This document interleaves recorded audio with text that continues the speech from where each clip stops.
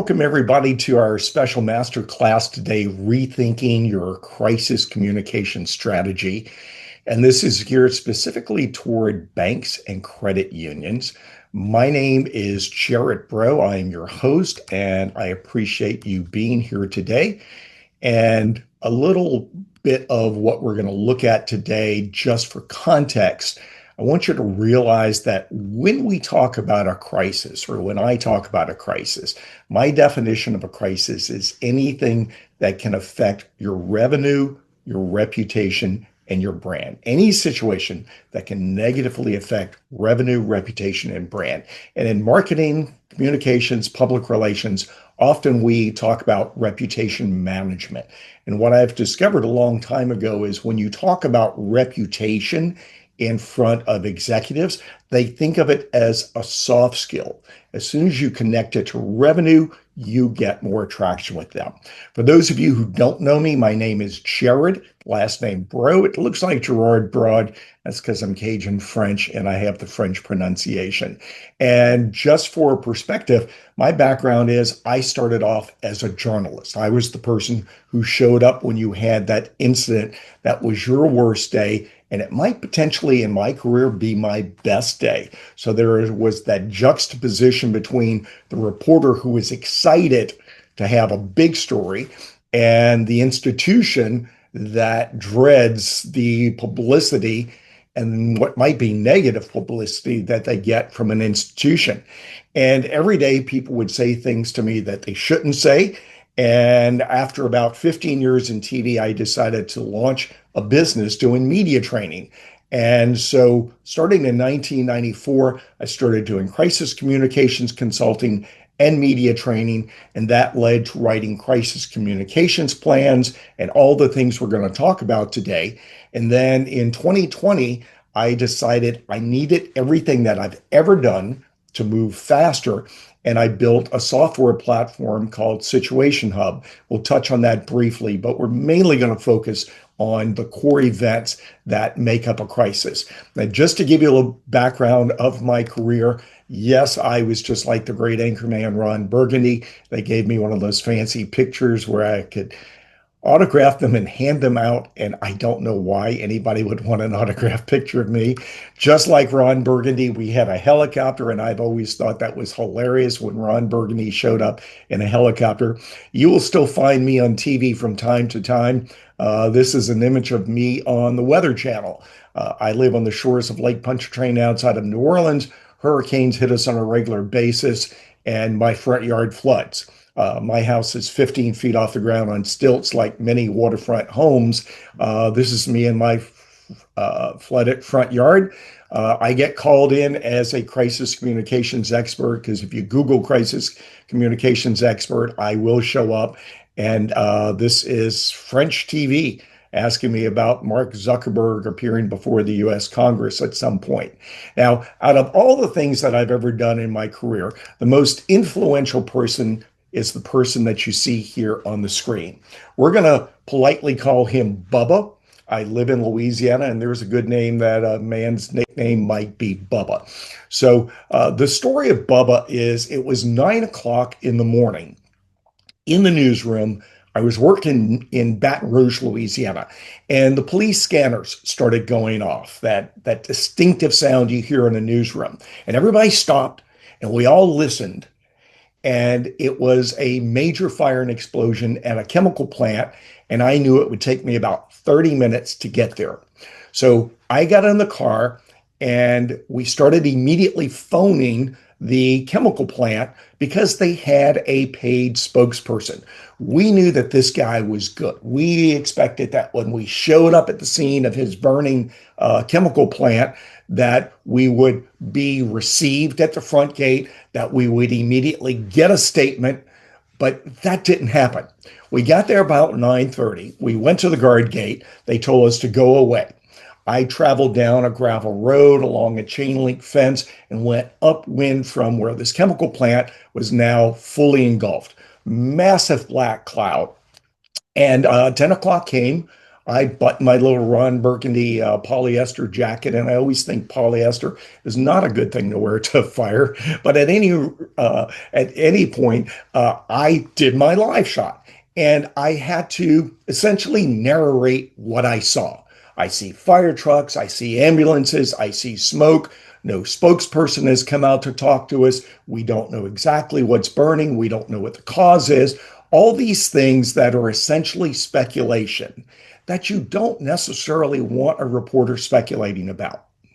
After the 10 o'clock live shot, I ran back to the front gate, got shooed away again, still no spokesperson. So now we're going on the second hour of this firing explosion. 11 o'clock comes by, I do another live shot narrating what I see. I grew up in the country. I grew up at a chemical plant. In fact, my first credit union was at my dad's chemical plant. My dad was one of the founders of our credit union. So I have a long history with credit unions and community banks. I digress to the point that we did the 11 o'clock live shot. Again, just describing what I see. And after the 11 o'clock live shot, my boss got on the phone. He was a very Southern gentleman who had a voice like Foghorn Leghorn from the old Bugs Bunny cartoons. And he says, Bro, which is my last name, Bro, go start knocking on some doors, boy. Find out what people saw. See if they heard anything. I said, Yes, sir, Carrollton. I'm going to go do that. And I knocked on the door of this mobile home right behind where I was doing my live shot on the fence line of the chemical plant. And I knocked on the door. This fine gentleman came out and I asked him, what did he see? And this is what he told me. What did you see? Well, it blowed up real good. Has this happened before? It blows up all the time. And that was my soundbite from Bubba. It blows up all the time. I edited that into the 12 o'clock live shot that I did. And shortly after Bubba aired saying it blows up all the time, a speeding car came down the gravel road where I was standing. And the car brakes, and my photographer and I get covered with dust. And as we're getting covered with dust, the PR spokesperson jumps out of the car and he screams, Jared, bro, why do you always interview people in trailers who have no teeth? His words, not mine. And my response was, you know what? We've been trying to get you to give us a comment since 9 o'clock this morning. It's almost 12:30. It is 3.5 hours, and we still haven't heard from you. Why is that? And he says, well, put me on TV. I'll talk to you now. And I said, the live shot is over. You're not going to be on until 5 o'clock. I'm going to interview you. And he wants me to stop airing Bubba saying it blowed up real good. And I said, no, the reality is he came out to talk to me when you wouldn't. He filled the information void. And he will be on at 5 and at 6 and at 10, and you will be too. So you'll have a chance to tell your side of the story. But it always troubled me at how long it takes institutions to get out ahead of a story. I'm going to call this the great crisis mystery. Why do companies remain silent so long? Why do they take so long to craft a statement? Why is there this decision paralysis? And why is there so much paralysis by analysis? Since 1930, getting old. Since 1994, I have been chasing this mystery. And on average, I've timed it. It takes 3 hours and 38 minutes from flashpoint of an incident until companies say something. It didn't work for me when I was a TV reporter. It doesn't work for me now. So what we're going to work on today is giving you the tools that you need, the strategies that you need, the philosophy that you need within your institution in order to help your organization communicate faster and really, in this day and age, communicate at the speed of social media. Think about it. We are now 20 years into social media. And too many companies are still communicating at 3 hours and 38 minutes instead of 3 minutes. So, what we're going to do is focus on how to get rid of this perpetual information void. Broadcommunications.com, BRAUD communications.com, is one of my primary websites. And on that site, I have the 5 steps to effective crisis communications. And I believe sprint through these things. You can do this fast if you plan it out and not drag out a crisis communication strategy over months and years. Once upon a time, I would work with companies for up to a year, year and a half, building their crisis communications plan. There was what I thought too much collaboration, too much delay. So I've built a 5 step process over the years that I'll share with you today. Step one is going to be vulnerability assessment. Step two is writing the crisis communications plan. Step three is arming that plan with pre written statements.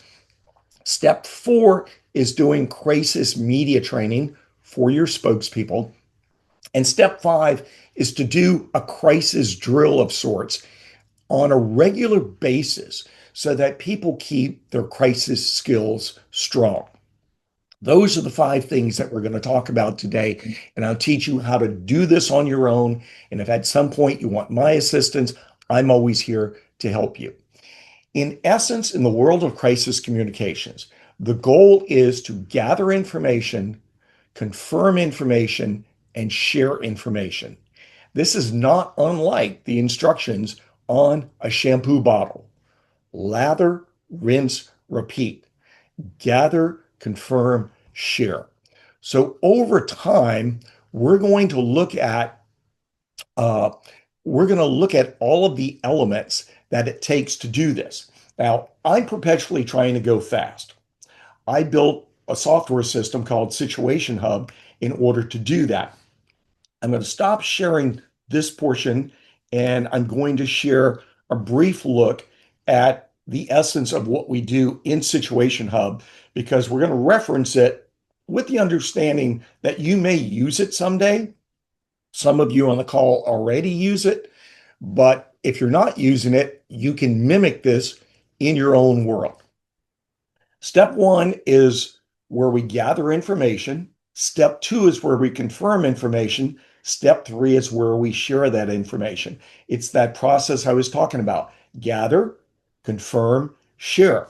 And in step one, this is where we log information about what could go wrong. So in this software platform, based on the needs of my existing customers, I have more than 50 different events that could go wrong. It's the weather events, it's the shootings, it's the robberies, it's the arrests, the embezzlement, the bribery, CEO departures, it's workplace injury, it's the pedestrian that drives through the front of your institution because they hit the brake or hit the accelerator instead of the brake. We'll go over more of these when we talk about vulnerability assessments, but this gives you a great idea of what goes into a vulnerability assessment. And of course, there are lots of cyber events, lots of social media events, events like hostages, murder, suicide, weather events, and so on. But what I want to focus on right now is the importance of getting something out within the first few seconds and the first few minutes of your event. And the way to do that is traditionally with the public relations holding statement. I call those my A1 first critical statement. And I'm going to show you how fast you can move. Instead of 3 hours, let's move in under 3 minutes. Let me say that again. Instead of moving at 3 hours, let's move in under 3 minutes. I'm going to start this by accepting the first question. I have a list of things that could go wrong. I'm going to choose robbery. There's a timestamp here. We're going to say the event began at 11:55. It's a robbery, so we're going to say it's over. We can confirm there are no fatalities. We can confirm, let's say there's one entry, but we're not able to release any additional information until we notify the family. We're going to say everyone's accounted for. Have we requested assistance from? We need police, so we're going to put in our city police. We've got an injury, so we're going to include EMS. I'm going to name it after my town, the Mandeville Police Department. Members of the team are still gathering information. Don't believe everything you see on social media. We ask the media to expect updates. Please bear with us, and we promise to put information on our website. And in under 3 minutes, I can write a holding statement. And this is what I'd like you to be able to do, whether you're using Situation Hub or whether you use your own templates.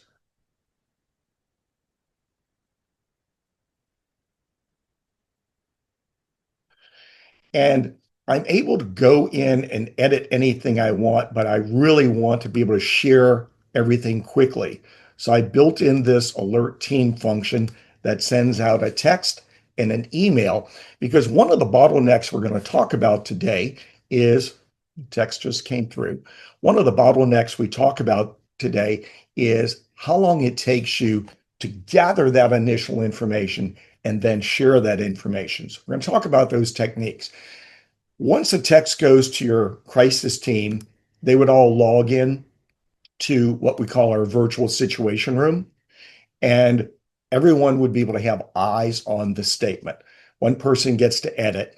And one of the things I want to draw your attention to is when you're trying to get approval for your statements, change the question that you ask. When you bring your statement in for approval, do not ask, "What do you think of this?"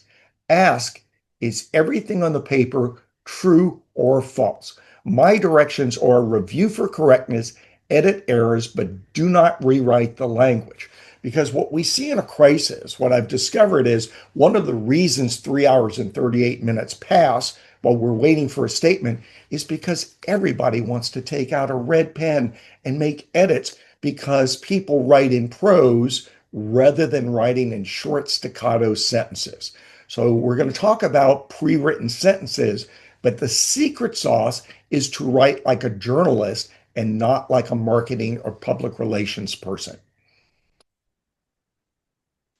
Everybody on the team can review the facts. Sentences are numbered. That means that if we have an edit to make, we can say, "Hey, go to sentence 8 and say we've also requested assistance from the FBI." So that means I can go, "We've requested assistance from the Mandeville Police Department, the FBI, and EMS." I can save that.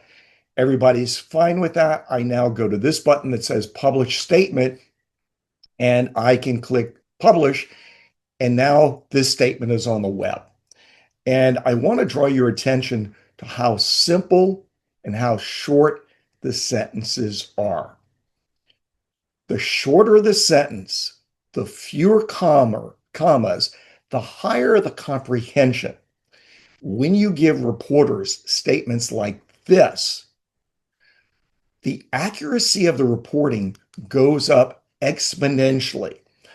I'm at the point now to where I am seeing that when the first report comes out during a crisis from the first report up to 94% of what's in the reporter's first statement is lifted directly out of what we gave them. 94%. That is huge, and that's a big win. So, in your process, in your journey, here's step one that I need you each to do. So, this is your first step when we get off the call today. I will make the slides available to you. There will be a replay, and you can always call me for more information. Vulnerability assessment is where you sit down with the members of your crisis management team, and especially your leadership, and talk about all those things that could affect your revenue, reputation, and brand. What's the ordinary stuff? What's the predictable stuff? What are those extraordinary things? So, ordinary and predictable for a bank might be a robbery, but extraordinary might be that horrendous workplace shooting. In the promo for this event, I mentioned that a shooting in Kentucky at a robbery was what kind of spurred me on to say it's time for us to take a look at this. Robberies used to be, shall we say, more mundane, but now when people walk in with weapons loaded and just start shooting before asking for the money, these are changing times, and that's scary. The other thing to look at is what are those unspoken things? So sexual harassment certainly comes up in there. What are the bizarre things? There are always crazy things that happen that you don't know about until it happens to someone else. That goes in your vulnerability assessment. And then what is new and what is changing? Cyber wasn't there a while back, right? But now we have to take into account the cyber issues. So things constantly change. Your task is create your initial list and then once a quarter, update that list. Now, I've got two friends on the call today who got into, I would say, a relationship with me. We're going to meet Kelly Blair and Amy Gross. And it all started with them having one of those new changing events, which were I think, a cyber event, probably going back to 2018. So, if you would, Kelly, start off a discussion for us. And what we're doing here is kind of helping all of the colleagues who are watching this now and who will watch in the future understand that your journey and their journey are pretty much the same journey. How is it and why is it that you, as a senior growth officer, made crisis communications a priority at Truity Credit Union, where you are? Thanks. And thanks for having us today, Jared. Really appreciate it. So here at our credit union, we had a crisis communication plan, and we have business continuity plan, disaster recovery plans. But it wasn't until I had gone to an executive boot camp and we had some situational training to where we did a mock uh, event and then did a mock media interview that we were standing up in front of the potential journalists who were throwing questions at us. And it really illustrated how ill prepared we would be if we were put on the spot like that. But like probably most people, came back from that conference and got busy with the day-to-day work. Still had our good plan, but really didn't fill in the gaps for that situation. And we did have a event. It was a malware attack. And I was telling Jared, I remember sitting in the parking lot. He was referred to me, and I'm calling him on the phone and saying, how do we get a member letter out quickly? How do we approach this? This is potential reputation risk. And so that is how our journey began, with the relationship with Jared, and took it from there. Amy, you're now in charge of all the messaging when something goes wrong. Uh, how has the foundation that Kelly laid now transitioned into making your job easier? I think with the foundation that was laid through the crisis communication team and the situation hub, we are more nimble and prepared to have a statement ahead of time. If we anticipate any trouble at all, we will go ahead and craft a statement in the event that we might need it, as opposed to waiting for someone like you to show up on our doorstep and start asking questions. And then, if warranted, we would disseminate that information proactively. Our internal philosophy is we notify management and the board, employees, and then members, and then public. And sometimes that's very streamlined, but we want to make sure the right people know at the right time. All right, let me emphasize what you just said for everybody listening. You create a statement, even if you don't know you're going to share the statement. Too many organizations wait until it's too late to prepare the statement because they're trying to decide are we going to share or we're not going to share. What you two do that's brilliant is you write the statement.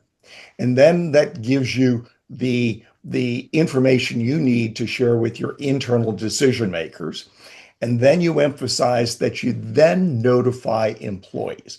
When I first started writing crisis communications plan, the primary goal was to communicate with the media.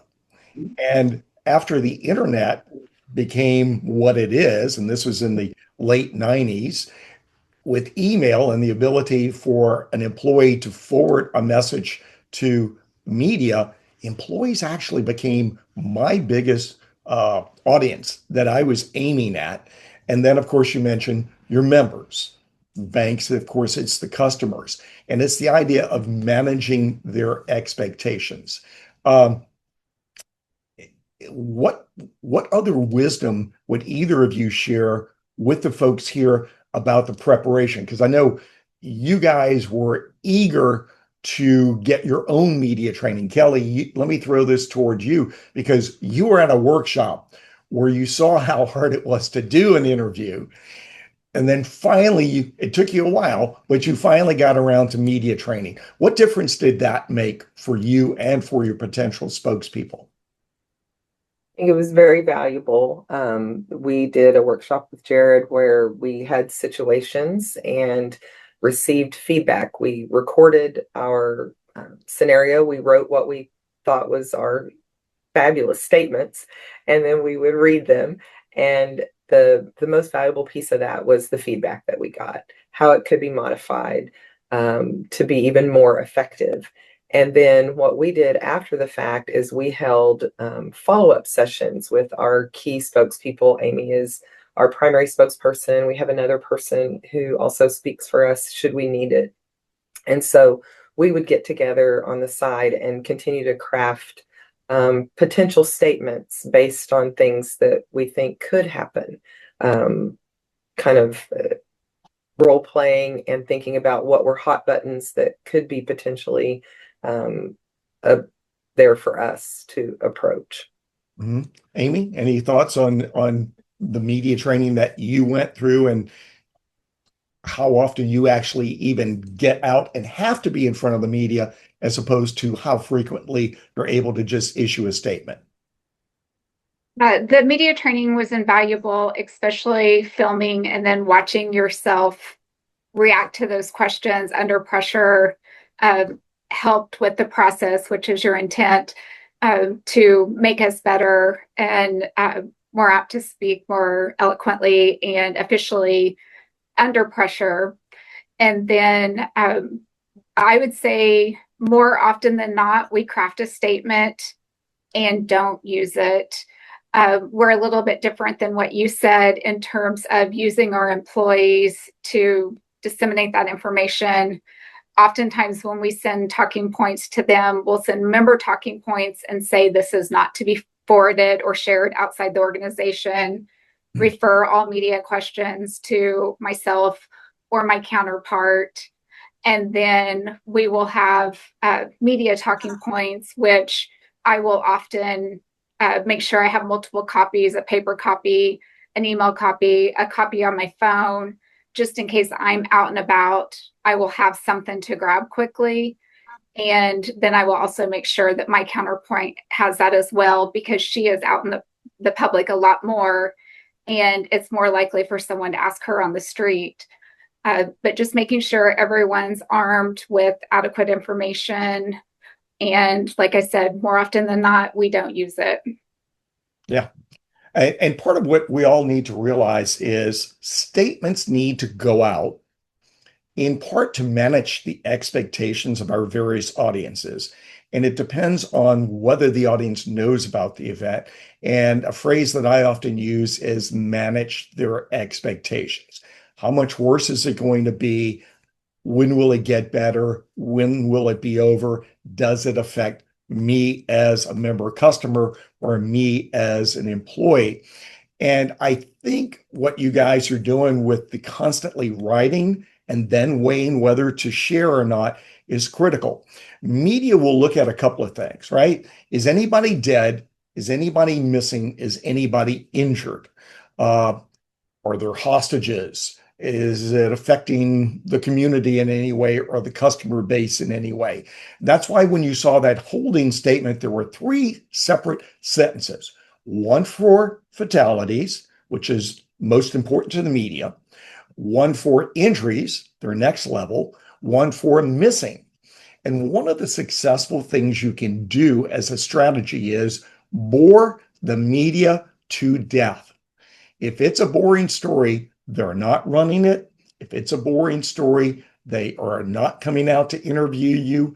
Plus, when it comes to your community, whether it's your employees and or your members or your customers, if it's boring, they're not going to share it and make it a point of conversation on their various social media platforms. Kelly, let me ask you one final question, which is executive buy-in. You're in the C-suite. How did you get your colleagues in the C-suite to buy into all of this?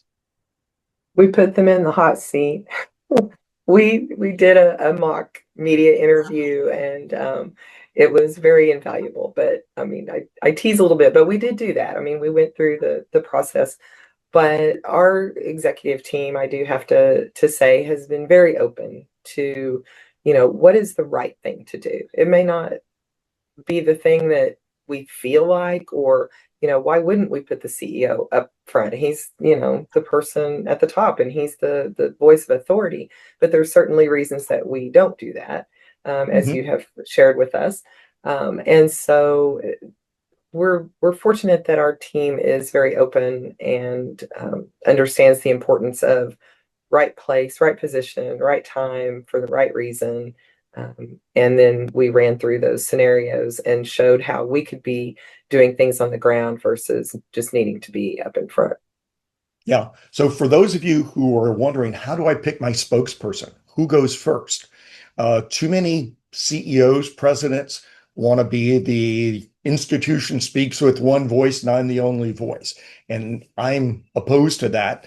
And Kelly and Amy are examples of how they do this. So a head of communications or marketing, in this case, Amy, can go out with the first critical statement. Doesn't know all the workings behind the scene, perhaps, of all the numbers and whatnot. Totally informed, but not down to the decimal point, the dotting of the I, the crossing of the T, which allows for a degree of plausible deniability. So important. Also, if it's an institutional crisis, members of the crisis management team need to be managing the crisis. That means someone in marketing can be managing the media. You put out a first critical statement, and then you come back with a more detailed statement. So in my case, if I'm using Situation Hub, I'm going to log back into the software. I'm going to go to a statement that says robbery. And instead of creating a 15-sentence statement, it's going to create a 40-sentence statement that is so much more thorough and even manages expectations more. If the first statement goes out in 5 to 15 minutes. And that's really my goal, 5 to 15 minutes, get that first statement on the web. I can come back with the second statement within the first hour and further manage expectations. But at that point, my spokesperson might be a subject matter expert. So at that point, I'll move on to a second spokesperson. If it's a tragedy in which there is a shooting, death, something really horrific, at that point, I need the head of the institution, so that's going to be the president, CEO, to convey the ultimate empathy on behalf of the institution. But if you bring your CEO president out too soon, it might make a small, boring event look like a bigger event. So there's certainly a strategy. I want to thank you both for joining us today. It's always a pleasure to work with you. And media training with your team was fun. That was during COVID, where we had to do it virtually. So, yeah, that was something new and challenging when Zoom was new. Thanks. All right, let's jump back into the presentation here and jump down to the next slide and talk about some of the things that Kelly and Amy have at their institution and things that you need at your institution. And if you already have this, which is a crisis communications plan, let's beef it up. In red, I've written here, do the words on the page benefit you on the day of the crises? I read too many crisis communications plans that are a book of philosophy. We should, you should think about blah, blah, blah, blah, blah. And it doesn't ever tell anybody to do anything. It doesn't give them a timeline for doing it. It doesn't specifically say who the task belongs to. It doesn't tell us how to contact that person. It doesn't give them pure instructions on what to do and how fast to do it. So each institution needs a crisis communications plan that lets you gather, confirm, and disseminate information. I will say this, my old plans used to be a binder, a 3-ring binder that was 700 pages. That's a ream and a half of paper. And part of the reason I invented Situation Hub was now it means that I can have everything on a phone, in a cloud, on an iPad, and I can have some very basic directives in a plan that's fewer than 25 pages now. But you want the directives for the public relations team or the marketing team in there. You want to be specific. I always say the more specific, the more terrific. Who does the task? Who's going to put it on the web? How do we get in touch with them? How do they remember their logins? What are the steps they need to follow? I want specifics built into the plan. And if they're off on vacation in Hawaii, who can do it without being the expert in doing that? Who does it? Exactly when do they do it? Exactly how do they do it? And how fast do they need to do it? Those are all elements of a really good crisis communications plan. In your world of banking and finance and credit unions, gathering information is critical. And you need to think of it on a hub and spoke model. There is the home office, and then you have branches. You need a mechanism at which those branches either answer a questionnaire, or in my case, they fill out the questionnaire in Situation Hub and hit alert. But if you're doing it in an old school way, what is that methodology? Is there a questionnaire on paper that you need them to follow before they phone in so that nothing is forgotten? I am not a fan of calling trees. I've never been a fan of calling trees because that means one person is making too many dials, repeating themselves too many times, and before the crisis team can ever meet, everybody has to get a call, and it just takes too long. But whatever your current methodology is, let's work on a hub and spoke model so that it happens and it happens quickly. The secret sauce to all of my crisis communications plans has always been do your homework early. In other words, to have a template for everything that shows up in the vulnerability assessment. So if step 1 is the vulnerability assessment, step 2 is the crisis communications plan, step 3 is a library of pre-written news releases. And this is done in part so that everybody in the crisis team can read them in advance. So your general counsel can read them in advance. General counsel doesn't want you to say anything that fuels plaintiff's attorney. Every word that I've ever written in any of my paper documents that I've now replaced with Situation Hub is lawyer friendly. It speeds things up if the lawyer doesn't think you're fueling plaintiff's attorney. And the first place to focus on eliminating that is having great sentences that thwart speculation. So in the first critical statement that I read to you that we saw, one of the sentences says, members of our team are in the process of gathering information. When we know more, we'll share it with you. That becomes the answer to a boatload of speculative questions you're going to get if you have to read this to the media. In the more complex second statement, the sentences may be along the lines of as to the cause or as to the motive, as to the reason. It would be inappropriate to speculate. Let's wait for an investigation to tell us what happened, how it happened, and how we keep it from happening again. So again, that becomes, once you do your media training, the answer. So rather than the old media training techniques of block, bridge, and hook, where you hook them with new information and you block their negative questions, I now teach retreat and repeat, where you retreat to one of your deflection sentences against speculation with the idea that if you've said it 3 times, that's your permission to end the newscast. So everything that is in your vulnerability assessment needs to be in a pre-written statement. Now, in the case of Situation Hub, my 55 statements that are in there now are based on what my clients told me they wanted. But we also grow that as new things develop. So if a future crisis kind of makes the scene, whether it's in politics or news or in communications, we simply write a new template, build it into the platform, and let everybody have it. So the first critical statement, some people call them holding statements. It can be fast, it can be approved fast, and it can be shared fast. You don't have to know everything to say something. And over the years, as I've analyzed why it takes 3 hours and 38 minutes for people to say something, it's because they're trying to get all facts. You don't need all facts. A good first critical statement says nothing, yet says something. And it doesn't have all the facts, but it fills the information void and it gives the media something to report until we know more details. It's kind of like feeding them at a buffet.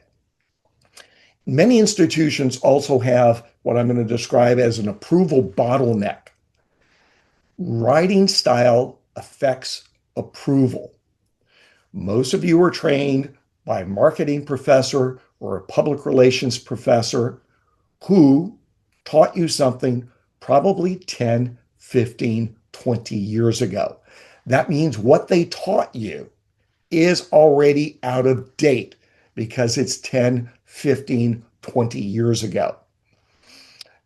Google, if you write a blog for Google and you use numbers or bullet points, you get a higher search engine optimization value because comprehension of the audience goes up exponentially. Short sentences written like a news script eliminates misinterpretation, it increases comprehension, and it increases the amount of accurate coverage you're going to get for whatever your event is. When you give proofreading instructions, when you submit a statement to your group, the question to ask is not what you think about it. I don't care if you don't like my writing or are the facts correct. Ask the question, are the facts correct? People will fight over commas. So are we writing in an Associated Press style or are we writing in the style that your English teacher taught? That kind of stuff needs to be evaluated ahead of time and it needs to play out in a crisis communications drill. Who needs to approve? Too many people trying to noodle words slows down the process. Who actually needs to know and be a part of that approval process needs to be a part of your planning. On a clear sunny day, this is when you decide in your crisis communications plan who has a say. I will tell you this, if you've got more than 4 people evaluating the facts, you got too many people. Keep the group small. And have your legal team review your sentence styles ahead of time so they don't slow you down. Now, Amy touched on something important, to share or not to share. Here are some of the things to consider. If your event is visible to the public, share it. So if there's a robbery taking place and police cars out front and crime tape, I promise you someone's passing with a cell phone and taking a picture of it and putting it up on social media with your name. Does the public know? If it's a bribery event or an embezzlement, sexual harassment, that's known as a smoldering crisis as opposed to a robbery, a shooting, a sudden crisis. The smoldering events you can sit on, build your case, and then share the information before it goes public. In this case, maybe it's because there's a whistleblower or a grand jury is going to come down with an indictment or a district attorney is going to announce charges or something like that.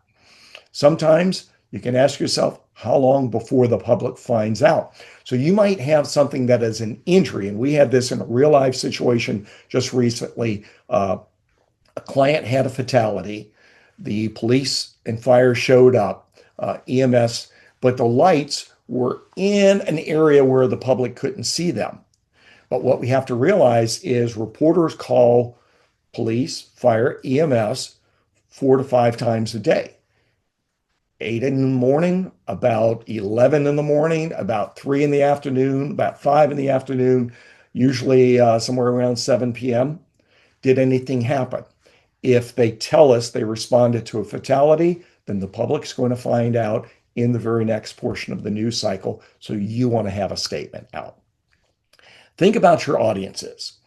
Amy and Kelly talked about media, employees, and customers and members. My rule is one statement goes to all audiences. I don't want to waste time writing a statement specific to my employees. That was part of the goal of Situation Hub. One statement goes to the media, to the employees, and to the members.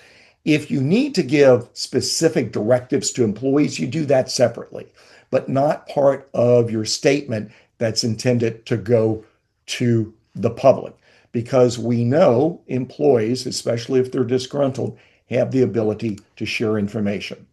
Now, sharing, the number one way to do it, I do it with a newsroom on a website. I want that to be home base. For employees, I will send them an email and I will link them to the website for more information.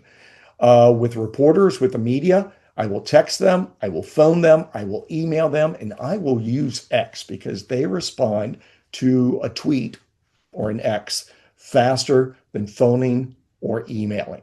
I've controlled many a big stories with X. I'm not going to go deep into that, but you can always phone me later and I'll tell you the war stories that we won using X.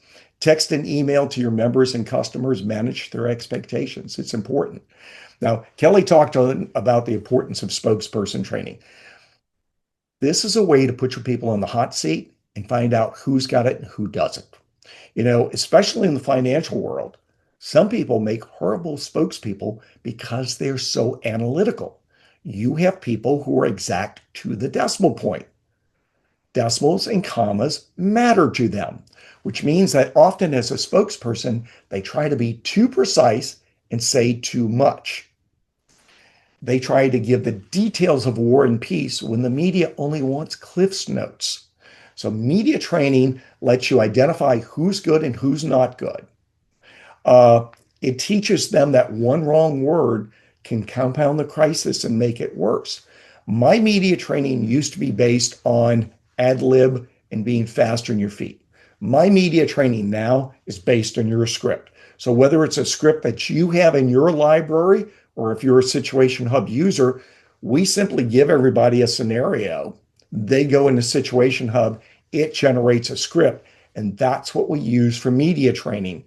The script makes your interview go so much easier. And you want to do this on an annual basis. And while you do it, you'll want to also be training internal trainers who can help your spokespeople practice before a crisis. I always tell everybody your statement might be ready in 3 minutes in Situation Hub, and it might be published to the web and approved in the first 5 minutes. But before you send a spokesperson out, they must practice at least 3 times. 3 times. Practice in front of a colleague, practice with a phone, practice asking questions so that their brain is already into that mindset of mind mapping where their answers are in the paper. Because one of the secrets to a great script is it answers questions before questions get asked. I know that for a fact that a holding statement, a first critical statement in Situation Hub is generally 15 to 16 sentences long. I know it takes 90 seconds to read that, and it generates only 90 seconds in questions. The more detailed second statement will probably be 40 sentences long. That will take 4.5 minutes to read. And the news conference will then have 4.5 minutes worth of questions, and then it's over with. So when you have a library of pre-written statements, you now add predictability to it as far as how long the spokesperson is going to be up there, how many questions they're going to take, and what the answers are, because generally after practice, the answers are on the paper. If in practice, before the actual interview, you get asked a question and you don't know the answer, you simply edit the script, add that answer proactively, and you eliminate a question later on. Um, I would advise all of you to remember what Winston Churchill said: never waste a good crisis. Any crisis becomes a living classroom and you should dig into it. I have intentionally not gone deep into the event in Kentucky today because uh, I don't want to cast shade or doubt on an institution, but I will say that I wanted to see more information faster, and I wanted to see it on a website. um, I would caution you, those of you who use social media for your marketing and branding, when something tragic happens and you have dead people on site, you kind of need to quit the promotional marketing stuff for about 24 to 48 hours. Kind of, if you need to, make your social media go dark. Don't be oblivious to the fact that tragedy is there when marketing is competing with it.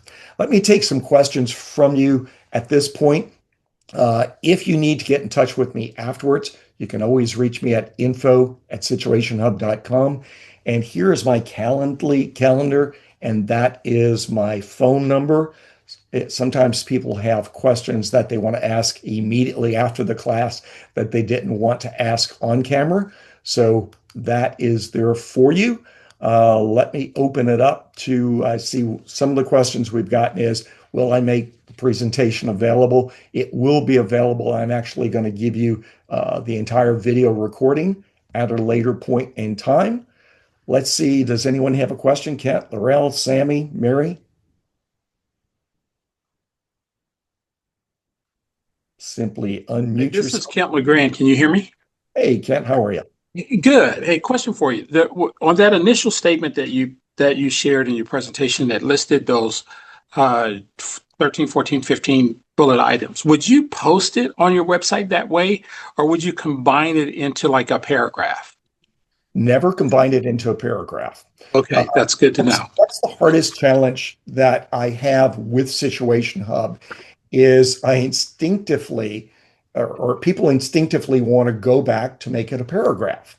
Uh, Yep. I remember Amy, you had a robbery, and sure enough, she was just like, it's the college professor on one shoulder dressed like an angel, and it's me dressed like a devil saying, don't turn it into prose, don't turn it into paragraphs.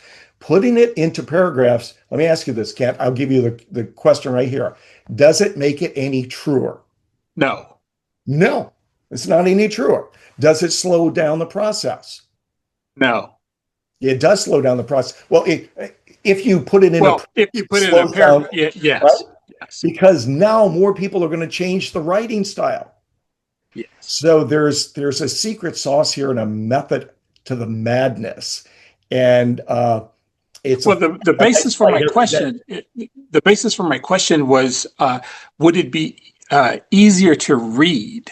Not necessarily easier to understand, but it would be easy. Would it be easier to read if it was in a paragraph versus? But I'm answering my own question because I'm thinking, hey, for some it may be easier to read, but others it would add more confusion and variability, which kind of defeats the purpose, right? Yeah, that's exactly And right. I mean, let's go back and look at this statement on Situation Hub. At Mandeville Community Bank, one of our goals is to always keep our employees, our customers, the media apprised of activities at the institution. We can confirm at this time we're responding to robbery. The event began at 11:55. The event is over. We can confirm there are no fatalities. We can confirm there was one injury. However, we're not able to release any additional details until we notify the family. This time, everyone's accounted for. We've requested assistance from the Mandeville Police Department, the FBI, and EMS. Members of the team are in the process of gathering additional facts. We advise the public that official information will come from our organization and potentially from responding organizations. Various social media posts from non-official sources may be highly speculative and inaccurate. We ask the media and interested parties to expect updates from us. In the meantime, please bear with us. We'll post any updates to our website at www.mandevillebank.com. Gerard, this It is didn't Sammy need to be Cantrell. praised. Yes, Oh, Sammy.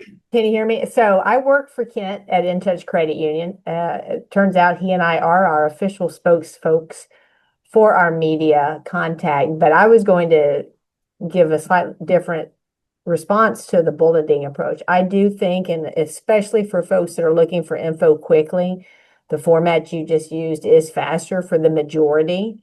At Hmm. least that's been my experience. Yeah. Long ago in another life, I was an editor, so look at it and I call it open space. What's the easiest way for readability? So I like that format. I think it's faster for many, not all, but to your point, for many. Mhm. And if we're playing to the common denominator, I would default to what's the easiest for the most. Yeah, that's really smart because we want to meet our audience where they are. If we look at reading habits among people, they pick up a phone, they generally read the first paragraph, look at the photo, and read the lead sentence. Mhm. uh, and look at the headline. And the headline is built off of the lead sentence. You're an editor, the headline's written based on what somebody in the copy room reads in that lead sentence. That's also one of the reasons we're not going to get deep into the purpose of a preamble, but every opening sentence that I have is specific to each crisis that we're writing for, and it mimics the lead sentence for the goal of adding context and hoping the reporter plagiarizes that sentence. So it really makes a huge difference when you've got all those elements. There's also a secret little thing I'll share with you. I've talked about how you can eliminate questions. There's a sentence here on the injury. We can confirm that there's one injury. However, we're not able to release any additional details until we notify the family. If I just said we can confirm there was one injury, reporters will ask, who is it? What's their relationship? Are they a customer member or an employee? Uh, what's their name? What's the nature of their injury and what hospital they've gone to? But because I asked, however, we're not able to release any additional details until we notify the family, I'm eliminating 4 questions. So there's a lot of secret sauce built into this based off of, in my case, 45 years of experience doing this and watching this. So those are some of the tricks that you'll want to embed in everything that you do. Any other questions?